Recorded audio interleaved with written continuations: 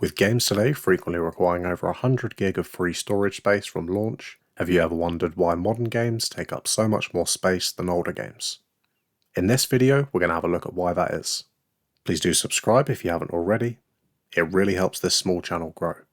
There are several reasons why modern games take up so much space, but by far the biggest cause is textures.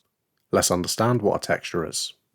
A texture can be thought of like a digital skin or surface that's wrapped around 3D objects to make them look detailed and realistic.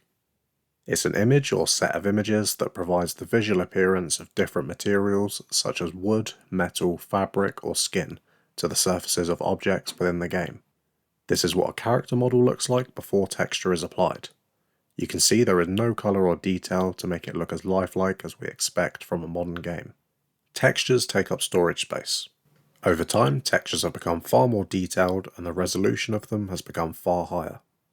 As with taking a photo, if you take a photo at 4K, it will take up more storage space on your device than it would if you took the same photo at 1080p or lower. Let's look at some screenshots of the original Halo games versus their remastered versions. Notice the increase in detail and resolution on things like rocks, characters and weapons compared to the original versions. Every surface in the game has a texture or image wrapped around it to give it that detail. As each texture takes up storage space, the lower resolution textures of older games meant the game wouldn't take up a lot of space.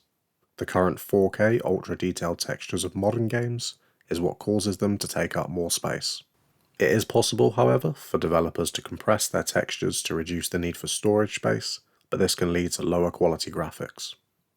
Highly compressed textures might require more processing power to decompress in real time during gameplay, impacting the game's performance, especially on lower end or last gen hardware. How much space do you think games will be taking up 20 years from now? Let me know down in the comments, and please do subscribe if you've enjoyed this video, and thanks for watching.